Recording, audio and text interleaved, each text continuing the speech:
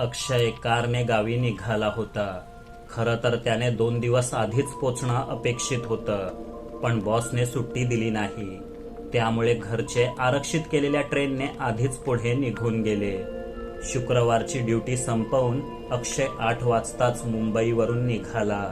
भयंकर ट्रॅफिकमुळे शहराबाहेर पडेपर्यंत 12 वाजले. मग तो एका धाब्यावर जेवला. थोडा वेळ बसून आखडलेलं अंग मोकळं केलं आणि पुन्हा पुढच्या प्रवासाला लागला. त्याचं गाव सिंधुदुर्ग गोव्याच्या हद्दीवर होतं.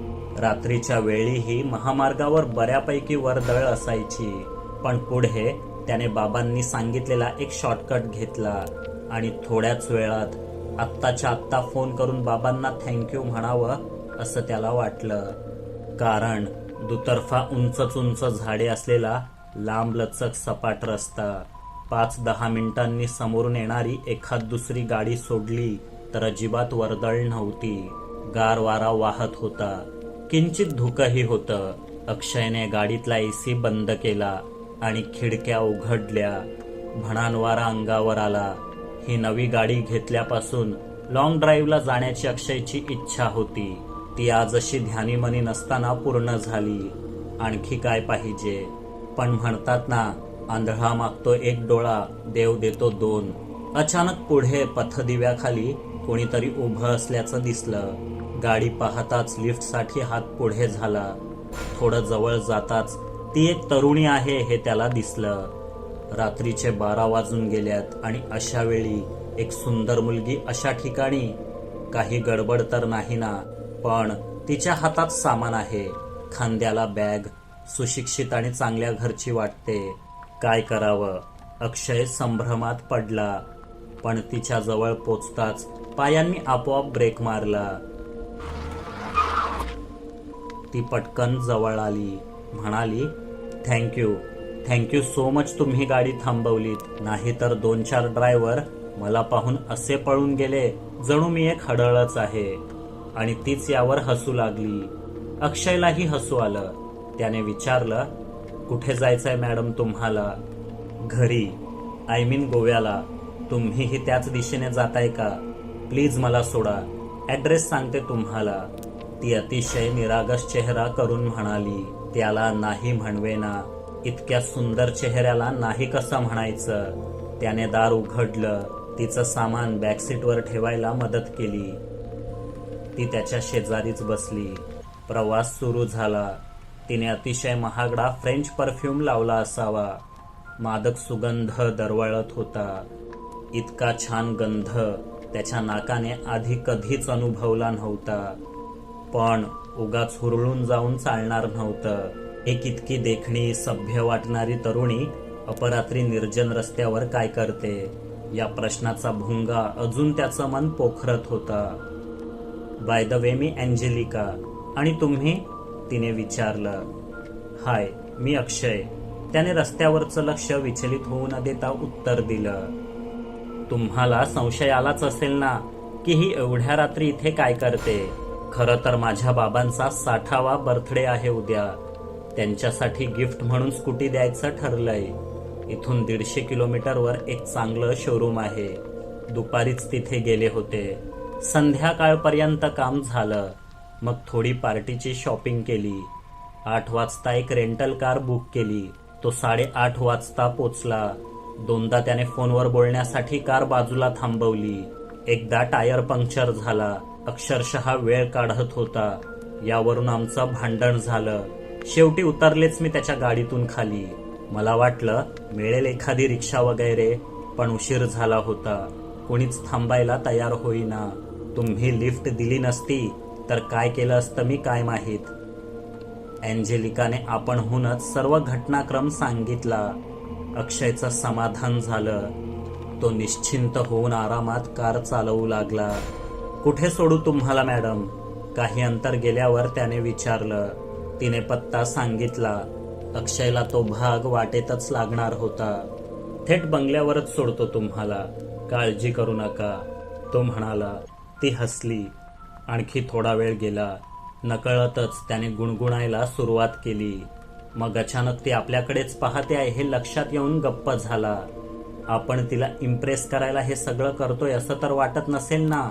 थांबू नका, गा तुम्ही, छान आवाज आहे तुमचा, तिने म्हटलं. अक्षय ओशाळला.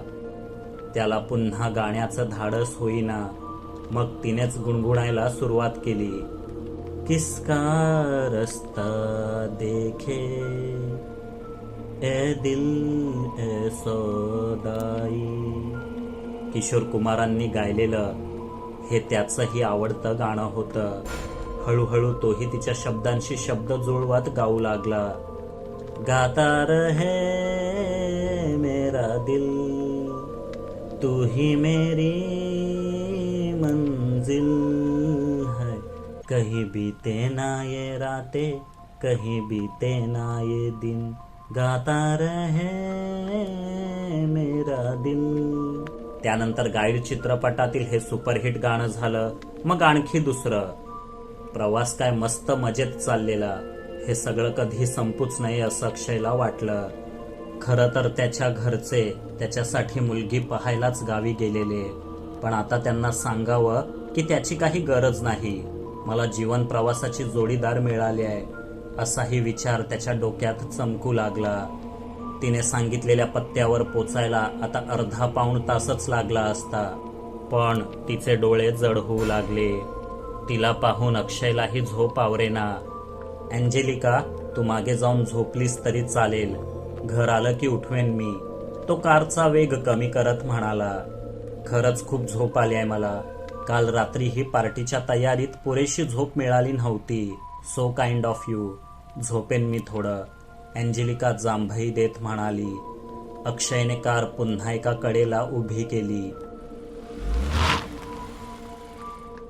ती मागे जाऊन सामानावरच डोकं टेकून पडली. मग अक्षयने आपल्या बाटलीतील पाणी डोळ्यांवर मारलं. पुन्हा कार स्टार्ट केली. झोप येऊ नये म्हणून मघाचीच गाणी पुन्हा पुन्हा गुणगुणू लागला. 2-2:30 वाजता अखेर तो अँजेलिकाने सांगितलेल्या बंगल्यासमोर पोचला. कार थांबवली. घ्या अँजेलिका मॅडम, आलं तुमचं होम स्वीट होम, असं म्हणत तो मागे वळला. पण ती मागे नव्हतीच. सामान मात्र तसंच होतं. असं कसं? चालत्या गाडीतून अचानक कुठे अदृश्य झाली ती. ताशी 60 ते 70चा स्पीड होता. दरवाजे लॉक होते. मग आपण स्वप्नात तर नाही ना? त्याने स्वतःला चिमटा काढून पाहिलं. तो वास्तवातच होता, पण हैराण झालेला. आता या सामानाचं काय करायचं? समोरच्या गेटवर ऑस्कर विला नावाची पाटी दिसली. अँजेलिकाने हाच पत्ता सांगितला होता. हे काय गौड बंगाल आहे याचा छडा लावण्यासाठी तो खाली उतरला. सामान सोबत घेतलं. बंगल्याचं अर्धवट उघडं गेट ढकलून आत शिरला. कोपऱ्यात एक मोडलेली स्कूटी धूळ खात पडली होती. डोअर बेल वाजवली. बऱ्याच वेळाने खोकत खाकरत एका म्हाताऱ्याने दार उघडलं. झोपमोड केल्याची नाराजी त्यांच्या चेहऱ्यावर साफ दिसली. ते खेकसले. टाइम बघितला का तुम्ही? माफ करा सर, पण अँजेलिका मॅडमने हे सामान पाठवलंय तुमच्यासाठी, अक्षयने पिशवी पुढे करत म्हटलं. म्हाताऱ्याचा चेहरा एकदम पांढरा फटक पडला. त्यांनी आसपास पाहिलं. आधी सर्व दिवे लावले. मग अक्षयला व्हरांड्यातच बसायला सांगितलं. तेही त्याच्या शेजारी बसले. सामानातली एक एक गोष्ट काढून पाहू लागले. रडू लागले. अक्षयला अजूनही काही कळेना. मग तेच घोगऱ्या आवाजात म्हणाले, अँजेलिका खूपच चांगली मुलगी होती बेटा. 5 वर्षांपूर्वी माझ्या 60व्या वाढदिवसाला सरप्राईज गिफ्ट म्हणून स्कूटी आणायला गेली. सोबत इतर वस्तूही होत्या. अर्ध्या वाटेत तिला ट्रकने उडवलं. शी डायड ऑन द स्पॉट. मला तिच्याशिवाय कुणीच नाही. I was in shock. तरी जगतोय कसा बसा. But my Angelica. तरी ती दर बर्थडेला मला कुणाच्या ना कुणाच्या हातून अशी गिफ्ट पाठवत राहते. अक्षयचा तर मेंदूच सुन्न झाला. काय ऐकतोय हेच कळेना. तो उठला. गळाठल्यासारखा गाडीकडे निघाला. हरवलेली वस्तू पुन्हा त्याच ठिकाणी शोधावी तसा बॅक सीटवर तिला शोधू लागला. अखेर त्याने हार मान्य केली. थोडा वेळ तसाच बसून राहिला आणि शेवटी न उकललेलं हे रहस्य घेऊन आपल्या गावाकडे निघाला. नमस्कार मित्रांनो, मी आहे तुमचा लाडका प्रोफेसर चेतन घाणेकर. झपाटलेले किस्से या नव्या सदरातून जगभरातील विचित्र आणि भयंकर घटना, दंतकथा आणि अर्बन लिजंड्स तुमच्यापर्यंत आणणार आहे. आवडल्यास लाईक, शेअर आणि सबस्क्राईब करायला विसरू नका.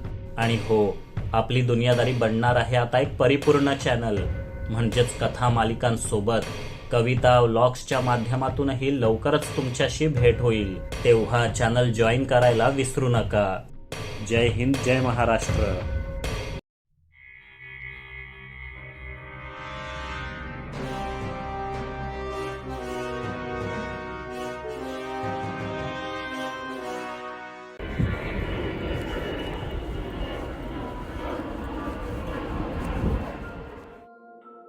दिनांक 8 मार्च 2014. मलेशियन एअरलाइन्सचं बोईंग 777 प्रकारचं अवजड प्रवासी विमान बीजिंग एअरपोर्टवर जाण्यासाठी क्वालालंपूर मलेशिया इथून उडालं. 227 प्रवासी आणि 12 क्रू मेंबर्स असलेलं हे विमान उड्डाणाच्या पहिल्या तासातच रडारवरून दिसेनासं झालं. संपर्क तुटला. त्यानंतर आजतागायत त्याचा थांगपत्ता लागलेला नाही. 239 व्यक्तींसह पूर्णच्या पूर्ण विमानच गायब होण्याची ही जगातील एकमेव केस आहे. हवाई उड्डाणाच्या इतिहासातील सर्वात मोठं रहस्य मानल्या गेलेल्या या घटनेला 8 मार्च 2025 रोजी 11 वर्ष पूर्ण होत आहेत. त्या निमित्ताने फ्लाईट MH370 सोबत नेमकं काय घडलं होतं हे पुन्हा एकदा जाणून घेऊया. रात्री 12:41 विमानाने उड्डाण केलं. 1:01 विमानाने समुद्र सपाटीपासून 35,000 फुटांची उंची गाठली होती. विमानाची स्थिती आणि उड्डाण यंत्रणेशी संबंधित प्रणालीने 1:17 एअर ट्रॅफिक कंट्रोलकडे रुटीन डेटा पाठवला आणि मग ती प्रणालीच ठप्प झाली. 1:19 विमानातील क्रू सोबत एअर ट्रॅफिक कंट्रोलचं बोलणं झालं. 1:21 कॉकपिटमधून कॅप्टनचा संदेश मिळाला, गुड नाईट मलेशियन 370. मग विमानाने व्हिएतनामच्या हवाई उड्डाण क्षेत्रात प्रवेश करताच संपर्क तुटला. त्यावेळी ते दक्षिण चीन समुद्रावर होते. रात्री 1:30 वाजता मलेशियन मिलिटरी रडारने फ्लाईट 370 ला आपला ठरलेला मार्ग सोडून पश्चिम दिशेने उडताना ट्रॅक केले. त्यानंतर 2:22 विमान पूर्णपणे संपर्क क्षेत्राच्या बाहेर गेले. पुढे सॅटकॉमवर 7 तास ECGच्या ग्राफ सारखा सिग्नल मिळत राहिला. पहाटे 8:19 शेवटचा सिग्नल मिळाला तेव्हा विमान हिंदी महासागरात दक्षिण दिशेला कुठेतरी असावे. शोध मोहीम. फ्लाईट MH370 ची शोध मोहीम ही विमान उड्डाणाच्या इतिहासातील सर्वात विस्तृत आणि खर्चिक शोध मोहीम मानली जाते. सुरुवातीचा शोध शेवटी जिथून सिग्नल मिळाला त्या हिंदी महासागराचा भाग असलेल्या मलाक्काची सामुद्रधुनी आणि दक्षिण चीन समुद्राच्या आसपास केंद्रित होता. परंतु त्यानंतर सॅटेलाइट डेटाने दिलेल्या माहितीनुसार विमान आधी पश्चिमेकडे मग दक्षिणेकडे वळलं होतं. हे लक्षात घेता हिंदी महासागरातील दुर्गम भागांकडे शोध मोहीम वळवण्यात आली. ऑस्ट्रेलियाच्या शोध मोहीम पथकाने अत्याधुनिक सोनार उपकरणांचा वापर करून जवळपास 1,20,000 चौकिमीचा समुद्र तळ चाचपडून पाहिला, पण विमानाचे अवशेष काही सापडले नाहीत. शेवटी 2015 विमानाच्या पंखाचा एक तुकडा शोध मोहीम सुरू असलेल्या क्षेत्रापासून हजारो किलोमीटर दूर रियुनियन बेटाजवळ वाहत किनाऱ्याला लागला. त्यानंतर पुढची काही वर्ष जहाजाचे आणखी अवशेष कधी आफ्रिकेच्या किनाऱ्यावर तर कधी हिंदी महासागरातील बेटांवर सापडले आणि जहाजाचा समुद्रातच कोसळून अंत झाला या गोष्टीवर शिक्कामोर्तब झालं. इतक्या वर्षात या विमानाच्या मुख्य भागाचा शोध घेण्यासाठी अनेक मोहिमा हाती घेण्यात आल्या.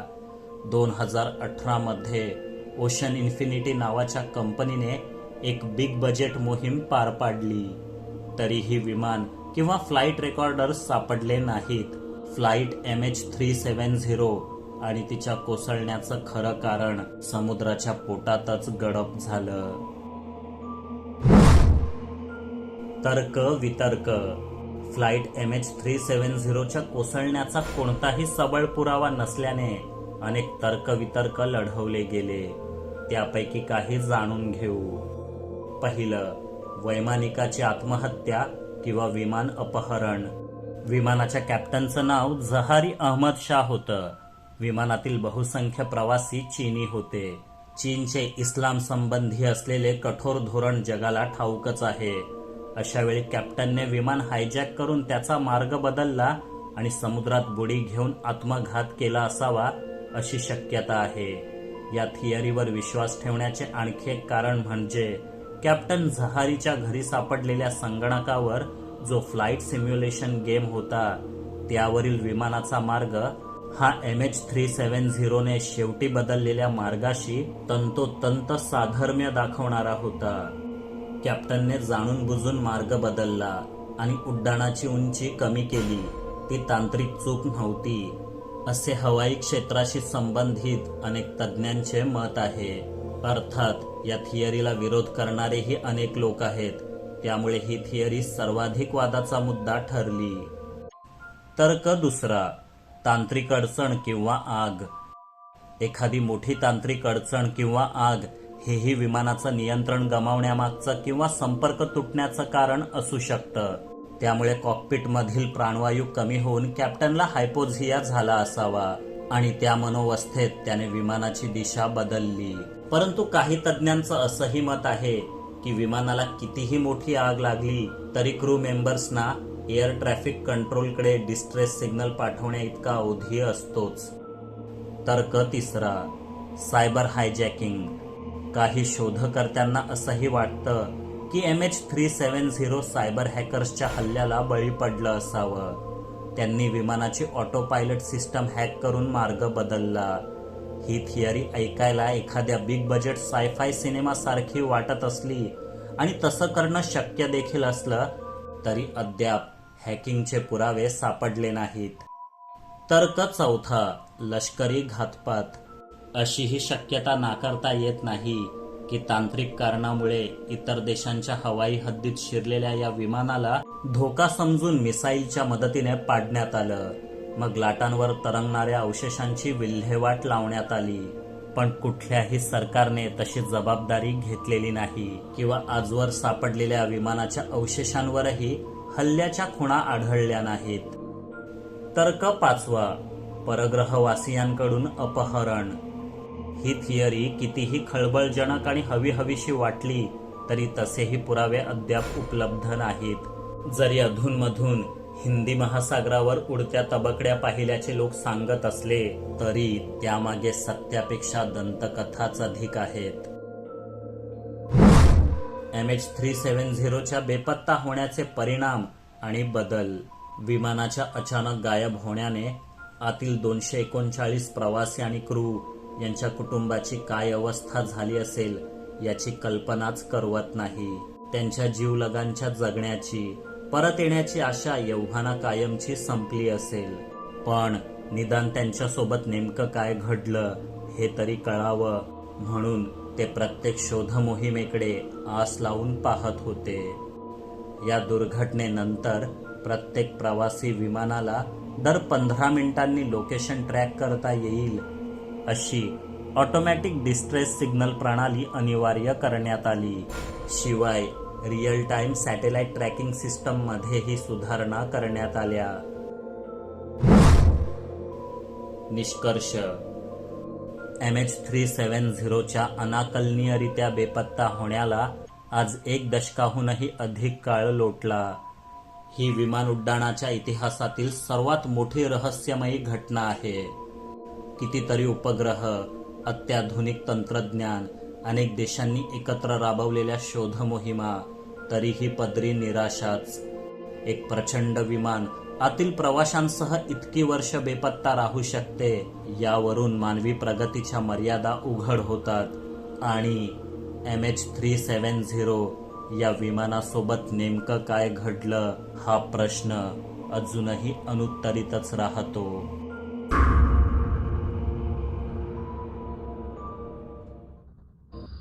नमस्कार मित्रांनो, मी आहे तुमचा लाडका प्रोफेसर चेतन घाणेकर. झपाटलेले किस्से या नव्या सदरातून जगभरातील विचित्र आणि भयंकर घटना, दंतकथा आणि अर्बन लिजंड्स तुमच्यापर्यंत आणणार आहे. आवडल्यास लाईक, शेअर आणि सबस्क्राईब करायला विसरू नका. आणि हो, आपली दुनियादारी बनणार आहे आता एक परिपूर्ण चॅनल, म्हणजेच कथा मालिकांसोबत कविता व्लॉग्सच्या माध्यमातूनही लवकरच तुमच्याशी भेट होईल. तेव्हा चॅनल जॉईन करायला विसरू नका. जय हिंद, जय महाराष्ट्र.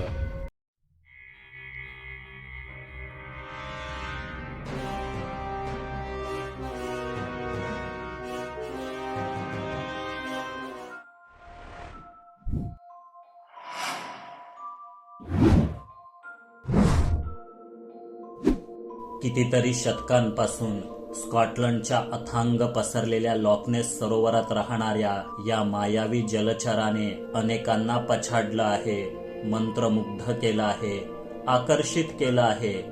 ज्याला स्कॉटिश लोक प्रेमाने नेसी म्हणतात, असा हा लॉकनेस जलराक्षस नेमका आहे तरी कोण? चला जाणून घेऊया. दंतकथेचा उगम. लॉकनेस जलराक्षसाची कथा ही काही काल परवाची गोष्ट नाही. या घटनेला कमीत कमी 1000 वर्षांचा इतिहास आहे. असं म्हटलं जातं, इसवी सन 565 मध्ये सेंट कोलंबा नावाच्या एका आयरिश साधूने नेस नदीत एक प्रचंड जलचर पाहिला होता. दंतकथेनुसार या जलराक्षसाने एका स्थानिक व्यक्तीवर हल्ला केला आणि मग सेंट कोलंबांच्या आदेशानंतर त्याला सोडून दिलं. ही आख्यायिका एक कल्पित चमत्कार किंवा दंतकथा वाटत असली तरी इथूनच लॉकनेसमध्ये जलराक्षस दिसण्याच्या घटनांना चालना मिळाली असावी. पुढे अशा दंतकथा अनेक शतके आवडीने सांगितल्या, ऐकल्या जात होत्या. मग हळूहळू त्या विस्मरणात जाऊ लागल्या. पण 20व्या शतकाच्या प्रारंभीच नेसीने अचानक जोरदार कमबॅक केले. 1933 मध्ये एका स्थानिक जोडप्याने तलावात एक प्रचंड प्राणी शरीराला आळोखे पिळोखे देताना पाहिल्याचं सांगितलं. ही बातमी द इनव्हर्नेस कुरिअर नावाच्या स्थानिक वर्तमानपत्राने छापली आणि संपूर्ण युरोप अमेरिकेचं लक्ष वेधून घेतलं.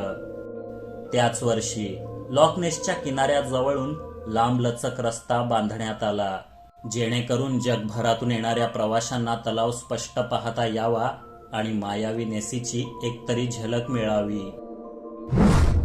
नेसीचा फोटो सापडला.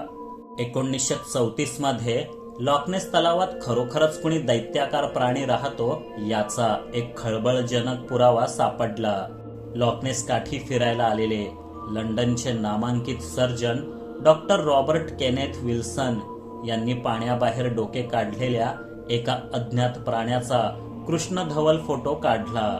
तो प्राणी त्यांच्यापासून फार दूर असल्याने फोटो तेवढासा स्पष्ट नव्हता. तरी पाहणाऱ्यांना हा जलदैत्य डायनासोर युगातील प्लेसायसोर सारखा वाटला. शिवाय फोटो ही कुण्या ऐऱ्या गैऱ्याने नाही, तर लंडनच्या नामांकित सर्जनने काढलेला होता. त्यामुळे सर्जन्स फोटोग्राफ या नावाने हा फोटो आणि सोबतच आपला नेसी दोघंही लोकप्रिय झाले. यावर काही दशकं लोटली आणि अगदी अलीकडेच म्हणजे 1994 मध्ये हा फोटो एक बनाव असल्याचं सिद्ध झालं. खेळण्यातील पाणबुडीला अतिशय बारकाईने तयार केलेले मुंडके लावून स्थानिक स्कॉटिश प्रसार माध्यमांची टर उडवायची असा या डॉक्टर साहेबांचा हेतू असावा. आज हे सत्य जगासमोर आलं असलं तरी हा फोटो क्रिप्टोझूलॉजीच्या इतिहासातील सर्वात लोकप्रिय वस्तूंपैकी एक मानला जातो. नेसीच्या शोधात सारेजण. फोटो खोटा आहे हे तब्बल 60 वर्षांनी उघडकीस आलं. पण 30च्या दशकात या फोटोने संबंध युरोपमध्ये खळबळ माजवली होती. शिवाय फक्त त्या पुसटशा फोटोमुळेच लॉकनेसमध्ये जलदैत्य आहे असे लोक मानत नव्हते. वेळी अवेळी बऱ्याच जणांना त्याचं दर्शन झालं होतं. त्यामुळे 1930 पासून आजतागायत डझनभर वैज्ञानिक मोहिमांनी या नेसीचे अस्तित्व सिद्ध करण्यासाठी लॉकनेसचा खडानखडा शोधला आहे. सोनार स्कॅन, अंडर वॉटर कॅमेरे आणि त्या दशकातील अत्याधुनिक प्रणालींचा या शोध मोहिमेत वापर करण्यात आला. 1970 मध्ये लॉकनेस इन्व्हेस्टिगेशन ब्युरो नामक एका खाजगी संस्थेने सोनार तंत्रज्ञानाचा उपयोग करून पाण्याखाली एक प्रचंड आकृती हालचाल करत असल्याचं आपल्या अहवालात म्हटलं. पण ही मोहीम विश्वासार्ह नव्हती. 2003 मध्ये बीबीसीने एक अतिशय महागडी मोहीम राबवली. 600 स्वतंत्र सोनार शलाकांच्या मदतीने व सॅटेलाइट ट्रॅकिंगचा वापर करून एखादा महाकाय दैत्य पाण्याखाली वावरतोय का याचा अंदाज घेतला आणि निष्कर्ष नाही, काहीच नाही. कोणताच संशयास्पद दैत्य त्यांना सापडला नाही. अगदी अलीकडेच म्हणजे 2018 मध्ये जीववैज्ञानिकांनी लॉकनेस सरोवराच्या तळाशी सापडलेल्या अज्ञात मृत सजीवांच्या अवशेषांची DNA चाचणी केली. त्यातही त्यांना कुठल्याच प्रकारच्या प्रागैतिहासिक लुप्त जीवांचे नवीन DNA सापडले नाहीत. हो, पण त्यात मोठ्या आकाराच्या इल्सचे DNA मात्र होते. मग नेसी नाही असं समजायचं का? शतकानुशतके उत्सुक युरोपियन लोकांना भुरळ घालणारा हा जलदैत्य नेमका कोण असेल यासाठी तर्कवितर्क लढवले गेले. चला त्यापैकी काही जाणून घेऊ. तर्क पहिला, ओळखण्यातील चूक किंवा गैरसमज. बहुतेक वेळा लोकांनी दुरून एखादं झाड, लाकूड, लाटा किंवा ऑटर नामक प्राण्याला पोहताना पाहिलेलं असतं. छायाप्रकाशाच्या खेळामुळे आपण उंच मान असलेला नेसीच पाहिला असा त्यांचा गैरसमज होतो. तर्क दुसरा, प्रचंड आकाराचे इल मासे. 2018 मधील संशोधनानुसार इथे प्रचंड आकाराच्या इल्स आहेत हे सिद्ध झालंय. त्यातीलच एखादी पाहून लोकांना जलदैत्य पाहिल्याचा गैरसमज होत असेल. तर्क तिसरा, भूगर्भ हालचाली. लॉकनेस हे अथांग सरोवर आहे. प्रथम पाहणाऱ्याला समुद्रच वाटावा इतके अफाट. त्यातील प्रचंड जलराशीमुळे पृथ्वीच्या पृष्ठभागावर दबाव पडून भूगर्भ हालचाली निर्माण होतात. तळाला हादरे बसतात. त्यामुळे निर्माण झालेल्या चित्रविचित्र लाटांनाही अतिउत्साही लोक लॉकनेस मॉन्स्टर समजत असतील. तर्क चौथा, मानसशास्त्रीय स्पष्टीकरण. मानवी मेंदू आकृत्या आणि आकार ओळखण्यासाठीच विकसित झाला आहे. त्यामुळेच एक गोल काढून त्यात 2 बिंदू आणि त्याखाली वक्राकार रेष काढली तरी आपल्याला चेहऱ्याचा आभास होतो. लॉकनेस भागात राहणारे स्थानिक लोक किंवा नेसीच्या दंतकथा ऐकून आलेले उत्साही पर्यटक यांनी संबंधित घटना, तथाकथित व्हिडिओ आणि फोटो इतक्या वेळेला पाहिलेले असतात की पाण्यावर नजर टाकली तरी त्यांना कुठे ना कुठे तो जलदैत्य दिसल्याचा भास होतो. तर्क पाचवा, प्रागैतिहासिक प्रजाती. पृथ्वीच्या उदरात आजही अनेक रहस्ये दडली आहेत. हा नेसी एखादा जिवंत राहिलेला खराखुरा प्लेसायसॉरच असेल तर नेसीवर विश्वास असलेले लोक याच गोष्टीवर ठाम आहेत. कारण दडून राहण्यासाठी या तळ्यात असंख्य खोल गुहा आणि भुयारे आहेत. त्यामुळे कुठलीही आधुनिक प्रणाली वापरली तरी 100% भागाचा शोध घेणं अशक्यच. परंतु 6.5 कोटी वर्षांपूर्वी नामशेष झालेला आणि उबदार खारट समुद्री पाण्यात राहणारा प्लेसायसॉर लॉकनेसच्या ताज्या थंडगार पाण्यात कसा जिवंत राहील हेही एक कोडच आहे. मग कुठलाही सबळ पुरावा नसताना हा लॉकनेस मॉन्स्टर एवढा लोकप्रिय कसा? लॉकनेस हे UK मधील सर्वात विस्तृत व सर्वात खोल असे अफाट सरोवर आहे. काही ठिकाणी खोली 800 फुटांपर्यंत जाते. सरोवराच्या तळातील चिखलगाळात कोळशाचं अस्तित्व जास्त असल्याने पाणी मिट्ट काळ्या रंगाचं भासतं. त्यामुळे कुणीही प्रचंड जीव इथे आरामात दडून राहू शकतो याची जाणीव लॉकनेस पाहताच होते. शिवाय नेसी स्कॉटिश संस्कृतीचा मागील 1500 वर्षांपासून अविभाज्य भाग आहे. इथली अर्थव्यवस्था दरवर्षी नेसी पाहायला येणाऱ्या हजारो पर्यटकांवरच अवलंबून आहे. तेव्हा नेसी असो वा नसो, त्याची दंतकथा मात्र जिवंत राहिली पाहिजे, असाच व्यवहारी स्कॉटिश लोकांचा प्रयत्न असावा. थोडक्यात सांगायचं तर खराखुरा जलदैत्य लॉकनेसमध्ये असल्याचे पुरावे अजून तरी सापडलेले नाहीत. परंतु या अथांग जलराशींमध्ये कुणी अज्ञात जलदैत्य असू शकतो, ही शक्यता मात्र नाकारता येत नाही.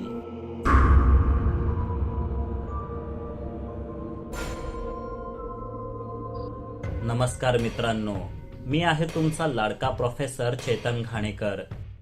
झपाटलेले किस्से या नव्या सदरातून जगभरातील विचित्र आणि भयंकर घटना, दंतकथा आणि अर्बन लिजंड्स तुमच्यापर्यंत आणणार आहे. आवडल्यास लाईक, शेअर आणि सबस्क्राईब करायला विसरू नका. आणि हो, आपली दुनियादारी बनणार आहे आता एक परिपूर्ण चॅनल, म्हणजेच कथा मालिकांसोबत कविता व्लॉग्सच्या माध्यमातूनही लवकरच तुमच्याशी भेट होईल. तेव्हा चॅनल जॉईन करायला विसरू नका. जय हिंद, जय महाराष्ट्र.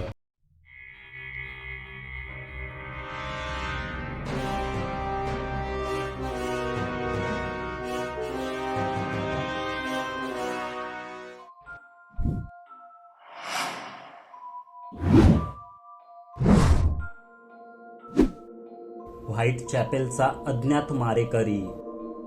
लंडनच्या व्हाईट चॅपेल या गरीब वस्तीतील 1888चा हिवाळा.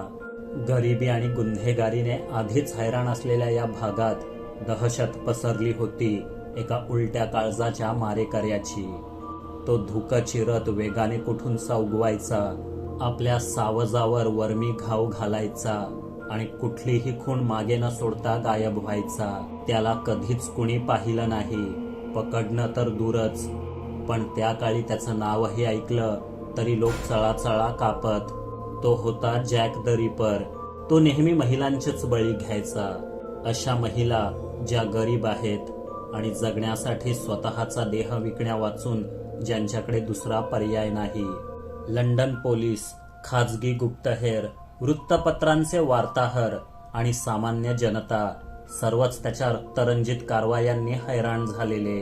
पूर्ण लंडनमध्ये घबराट पसरलेली. असा हा क्रूर कर्मा जॅक द रिपर नेमका होता तरी कोण? चला जाणून घेऊ. पहिला बळी, मेरी ॲन निकोल्स. लंडनच्या या दुःस्वप्नाची सुरुवात झाली ऑगस्ट 31, 1888 रोजी मेरी ॲन निकोल्सच्या निर्घुण हत्येपासून. तिचा मृतदेह बक्सरो भागात सापडला. आपलं काम आटपून रात्री घरी निघालेल्या एका कामगाराला पथदिव्यांच्या अंधुकशा उजेडात गारठलेल्या रस्त्यावर मेरी ॲन निर्जीव अवस्थेत पडलेली सापडली. त्या काळी व्हाईट चॅपेल भागात शरीरविक्रय करणाऱ्या स्त्रियांची हत्या होणं ही काही नवीन गोष्ट नव्हती. लंडन त्यावेळी आजच्या इतकं प्रगत, सुसंस्कृत आणि श्रीमंत शहर नव्हतं. इंग्लंडच्या निरनिराळ्या भागातून कामाच्या शोधात आलेल्या श्रमिकांची ही संमिश्र वस्ती होती. गुन्हेगारीला ऊत आला होता. अशा वेळी कुंटणखाने चालवणाऱ्यांची मक्तेदारी, त्या स्त्रियांच्या आपापसातील कुरबुरी, पैशांवरून गिऱ्हाईकासोबत झालेला तंटा, अशा कारणांनी वर्षातून एखादीचा बळी जातच असे. व्हाईट चॅपेल वासियांना याची सवयच होती. पण मेरी ॲनच्या मृतदेहाची अवस्था पाहून हे नेहमीपेक्षा वेगळंच भयंकर प्रकरण आहे हे सर्वांना कळून चुकलं. मारेकऱ्याने तिचा गळा असा चिरला होता की मुंडकं धडापासून जवळपास वेगळं झालेलं. तेवढं करूनही त्याचं समाधान झालेलं दिसत नव्हतं की त्याने तिच्या पोटात चाकू खुपसून आतडी बाहेर काढली होती. कौर्याचा हा कळस पाहून पोलीसही चक्रावले. हे सर्व रागाच्या भरात अचानक घडलेलं नसून खुन्याने अगदी सफाईने काम केलंय. तो सराईतपणे चाकू चालवू शकतो. या हत्येचं त्याने आधीच नियोजन केलं असणार असा अंदाज पोलिसांनी लावला. स्थानिक वर्तमानपत्रांनी सनसनाटी बातम्या छापल्या. लंडनच्या अतिपूर्वेकडच्या व्हाईट चॅपेल परिसरात गोठलेल्या रात्री धुक्यातून एखादा राक्षसच वावरतोय असं चित्र वर्तमानपत्रांनी रंगवलं आणि जॅक द रिपरची दहशत लंडनच्या घराघरात पोचवली. हत्यासत्र सुरूच. दुसरा बळी ॲनी चॅपमन. मेरी ॲनच्या हत्येनंतर फक्त 8च दिवसांनी सप्टेंबर 8, 1888 या दिवशी आणखी एक मृतदेह हॅनबरी स्ट्रीटवर सापडला. दुर्दैवी ॲनी चॅपमन आपल्याच रक्ताच्या थारोळ्यात निश्चल पडलेली आढळली. तिचाही जीव गळा चिरूनच घेतला होता. पण यावेळी खुन्याने कौर्याची पुढची पायरी गाठली होती. त्याने तिचे पोट चिरून आतील एक अवयव बाहेर काढून ठेवला होता. दोन्ही हत्येंमध्ये साधर्म्य होतं. खुन्याने जीव घेण्यासाठी आणि मृतदेहाची विटंबना करण्यासाठी अगदी सफाईदार वार केले होते. त्यामुळे खुनी एखादा सर्जन किंवा खाटीक असावा अशी अफवा पसरली. खळबळ वाढली. लंडनच्या श्रीमंतांना शहर असुरक्षित वाटू लागलं. त्यांनी पोलिसांवर खुन्याला पकडण्यासाठी दबाव टाकला. पण जॅक द रिपर कुठलेच पुरावे, साक्षीदार मागे सोडत नव्हता. मागे उरत होते ते फक्त मृतदेह, छिन्न विछिन्न झालेले. मग पोलीस तरी काय करणार? नरकातून आलेला संदेश नावाचा उगम. सप्टेंबर 1888च्या मध्यापर्यंत लंडनच्या वर्तमानपत्रांचे रकाने या हत्यांच्या बातम्यांनी उतू जाऊ लागले. संपूर्ण शहरात खुनाशिवाय दुसरा विषयच नव्हता. लंडनला भयाची लागण झालेली. पोलीस रोज नव्या संशयितांना पकडत होते आणि त्यानंतर सुरू झाला धमकीवजा पत्रांचा सिलसिला. त्यातील काही बनावट होती, पण काही पत्रांकडे मात्र दुर्लक्ष करणं शक्य नव्हतं. आणि एक दिवस सेंट्रल न्यूज एजन्सीला ते कुख्यात पत्र मिळालं, ज्या पत्राची सुरुवात डिअर बॉस असं लिहून केली होती. हे पत्र म्हणजे लंडन पोलिसांना चपराक होती. त्यात लिहिलेलं, तुम्ही खुन्याला पकडलत असं रोज ऐकत असतो मी, पण खरं तर तुम्हाला अजून मी कोण हे कळलेलं देखील नाही. मला माझं काम आवडतं आणि मी ते पुन्हा सुरू करेन. तुम्हाला लवकरच माझ्या नव्या मजेशीर खेळाची बातमी मिळेल. खाली स्वाक्षरी होती, जॅक द रिपर. वर्तमानपत्रांनी साहजिकच हे छापलं. भयग्रस्त वातावरणात लोकांना कुजबुजायला एक नाव मिळालं. असं नाव जे पुढे कितीतरी दशके लोकांच्या स्मरणात राहिलं, जॅक द रिपर. दुहेरी हत्याकांड. एलिझाबेथ स्ट्राइड आणि कॅथरीन ॲडोज. 2 आठवडे काहीच घडलं नाही, परंतु महिना अखेरीस म्हणजेच 30 सप्टेंबरच्या रात्री लंडन पुन्हा एकदा हादरलं. यावेळी त्या अज्ञात माथेफिरूने दोघींचा बळी घेतला होता. यातील पहिली दुर्दैवी स्त्री होती एलिझाबेथ स्ट्राइड. डटफिल्ड्स यार्ड इथे तिचा मृतदेह सापडला. गळा चिरूनच हत्या करण्यात आली होती तिची, पण मृतदेह तितकासा छिन्न विछिन्न नव्हता. याचा अर्थ रिपरने आपलं काम पूर्ण करण्याआधीच कुणाची तरी चाहूल लागली आणि त्याला पळावं लागलं. त्यानंतर फक्त पाऊण तासांनी आणखी एक मृतदेह सापडला. मीटर स्क्वेअर परिसरात आढळलेला कॅथरीन एडोजचा मृतदेह पाहण्यालायक उरला नव्हता. कदाचित एलिझाबेथ स्ट्राइडच्या मृतदेहाची विटंबना न करू शकल्याचा राग त्याने कॅथरीन एडोजच्या मृतदेहावर काढला होता. कॅथरीनचा गळा चिरल्यानंतर रिपरने तिचा चेहरा फाडला. अत्यंत सफाईने वार करून किडनी बाहेर काढून ठेवली.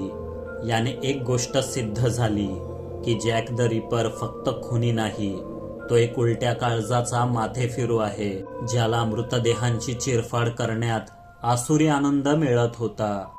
कॅथरीनच्या मृतदेहापासून जवळच काही वस्तू सापडल्या. एक तिचा रक्तरंजित ॲप्रन, तर दुसरा खडूने लिहिलेला कोड्यात टाकणारा संदेश.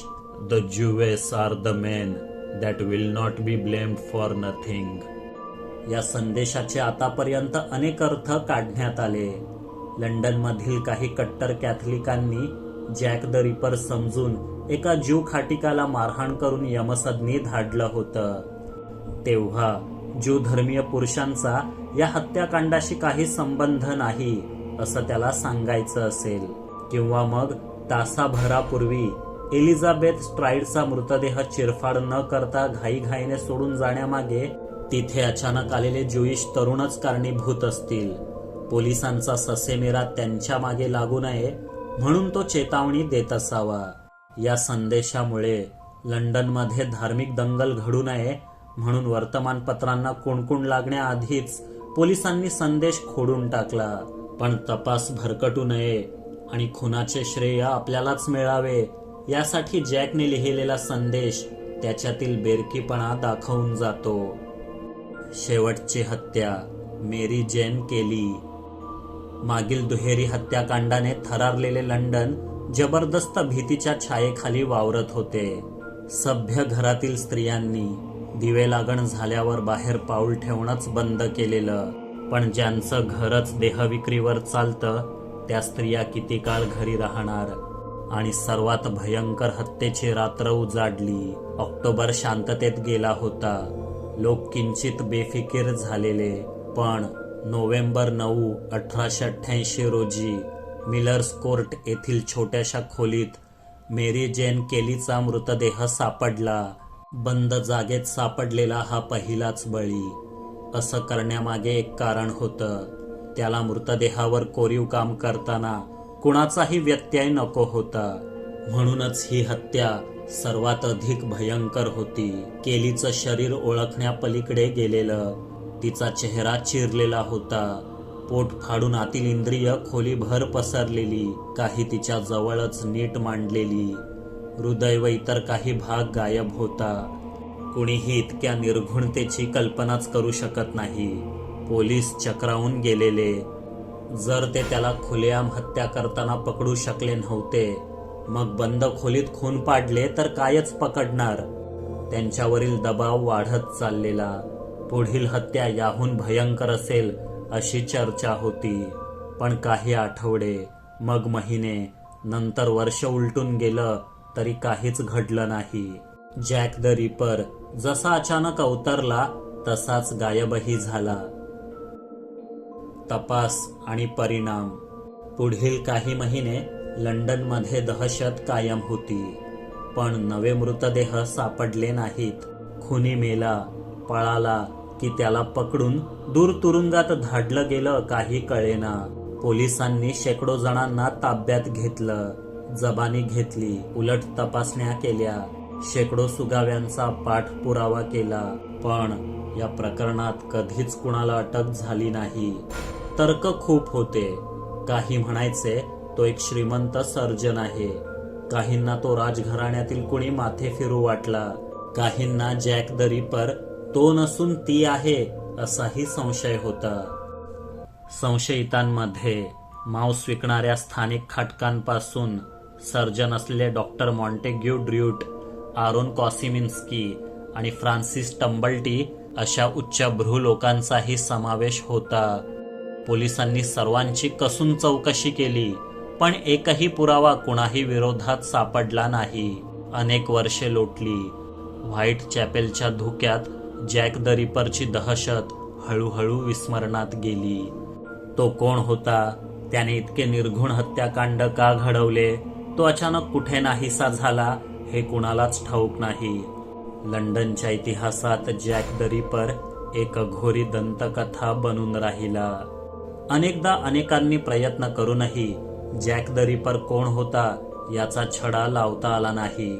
या सत्यकथेवर अनेक गुन्हेगारी कादंबऱ्या लिहिल्या गेल्या, सिनेमे बनले, नाटके गाजली, परंतु जॅक द रिपरचं गूढ उकललंच नाही. जॅक द रिपरने घडवलेलं हत्याकांड ही कल्पोकल्पित कथा नसून सत्य आहे. एक काळं सत्य की काही मनुष्यरूपी राक्षस आपल्यातच राहून हैदोस माजवतात आणि कधीच पकडले जात नाहीत. उलट समाजातील बेपर्वाईच्या धुक्याआड ते दबा धरून बसलेले असतात आपला पुढील बळी टिपण्यासाठी. मग कोण असेल हा जॅक द रिपर? तो का पकडला गेला नाही? प्रोफेसर आणि नाईन घोस्ट त्या काळी असते तर त्यांनी सोडवली असती का ही केस? तुम्हाला काय वाटतं? कमेंट करून नक्की सांगा. नमस्कार मित्रांनो, मी आहे तुमचा लाडका प्रोफेसर चेतन घाणेकर. झपाटलेले किस्से या नव्या सदरातून जगभरातील विचित्र आणि भयंकर घटना, दंतकथा आणि अर्बन लिजंड्स तुमच्यापर्यंत आणणार आहे. आवडल्यास लाईक, शेअर आणि सबस्क्राईब करायला विसरू नका. आणि हो, आपली दुनियादारी बनणार आहे आता एक परिपूर्ण चॅनल, म्हणजेच कथा मालिकांसोबत कविता व्लॉग्सच्या माध्यमातूनही लवकरच तुमच्याशी भेट होईल. तेव्हा चॅनल जॉईन करायला विसरू नका. जय हिंद, जय महाराष्ट्र.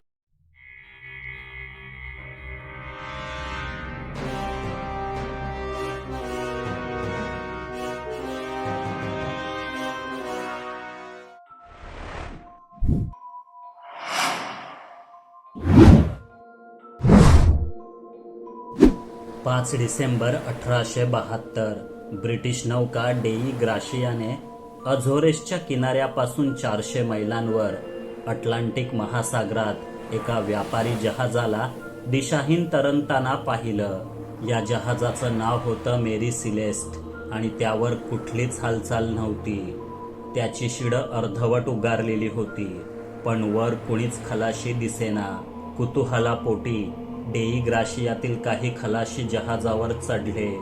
तेव्हा त्यांना आश्चर्याचा धक्काच बसला, कारण सर्व प्रकारच्या आवश्यक सामानाने भरलेलं हे जहाज पूर्णपणे एकाकी होतं. एकाही मनुष्याचा ठाव ठिकाणा नव्हता. मग जहाजावरील प्रवाशांचं काय झालं, हे आजही समुद्री प्रवासाच्या इतिहासातील एक न उलगडलेलं रहस्य आहे. अज्ञाताकडे नेणारा जलप्रवास.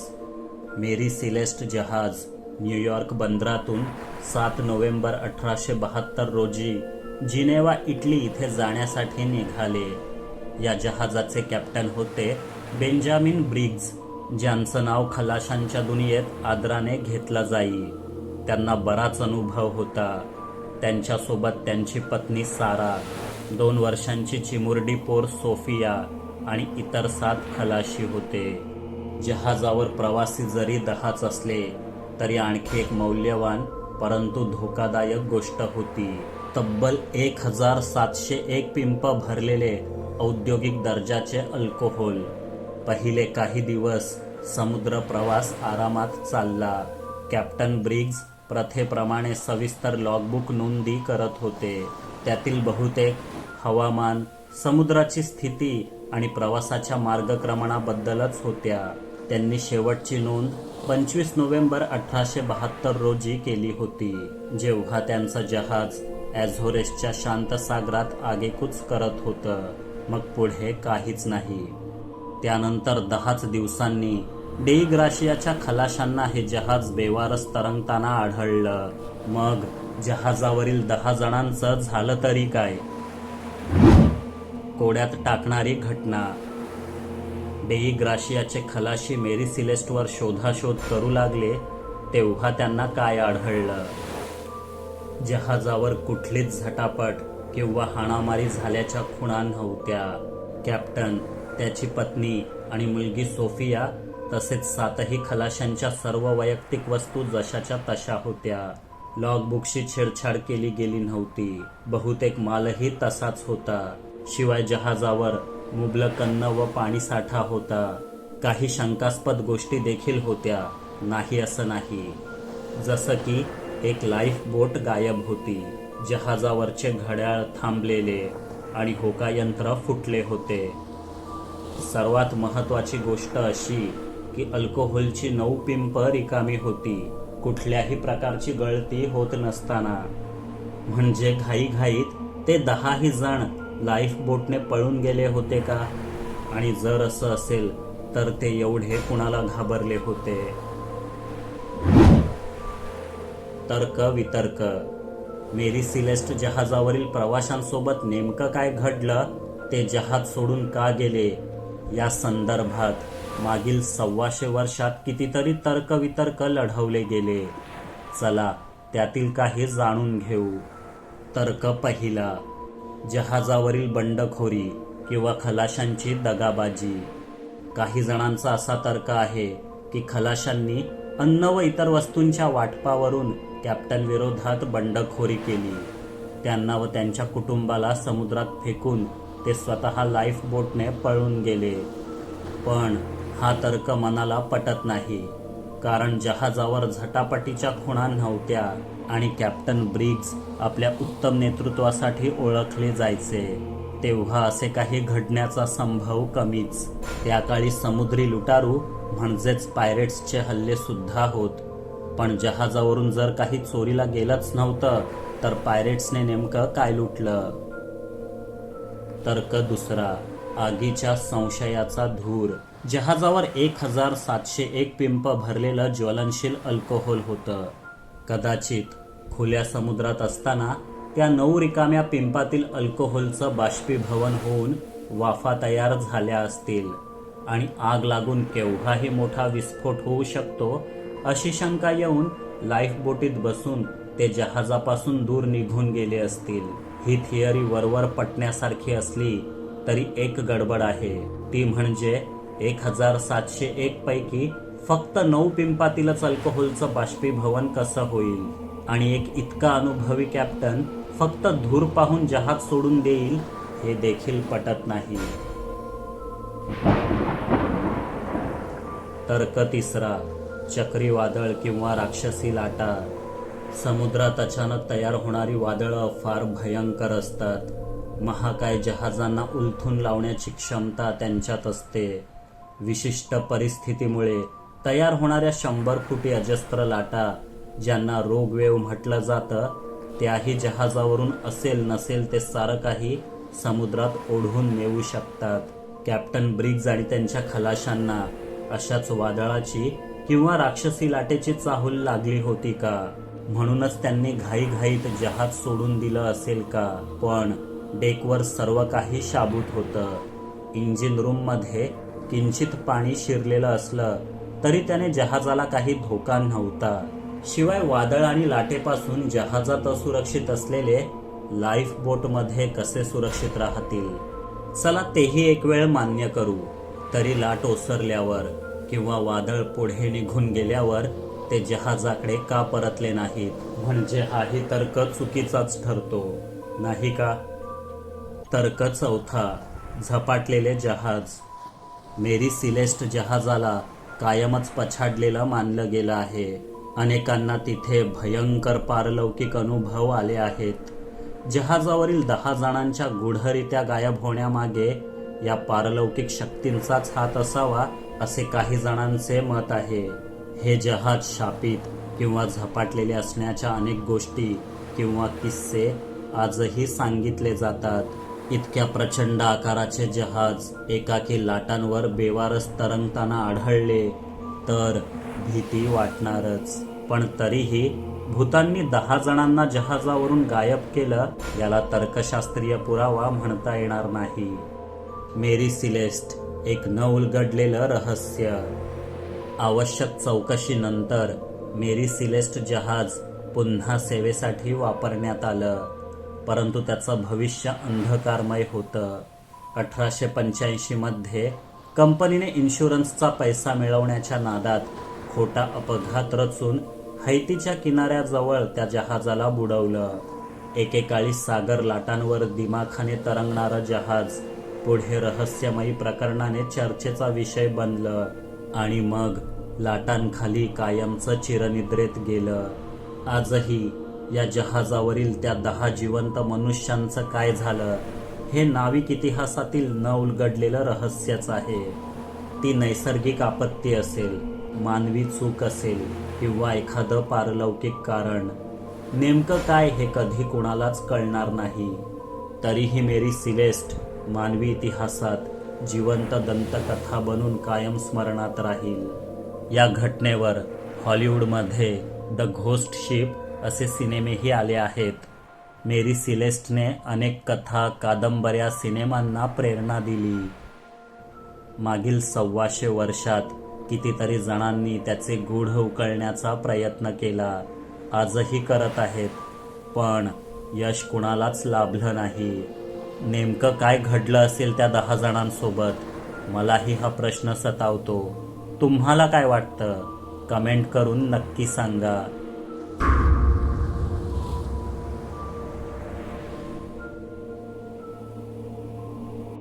नमस्कार मित्रांनो, मी आहे तुमचा लाडका प्रोफेसर चेतन घाणेकर. झपाटलेले किस्से या नव्या सदरातून जगभरातील विचित्र आणि भयंकर घटना, दंतकथा आणि अर्बन लिजंड्स तुमच्यापर्यंत आणणार आहे. आवडल्यास लाईक, शेअर आणि सबस्क्राईब करायला विसरू नका.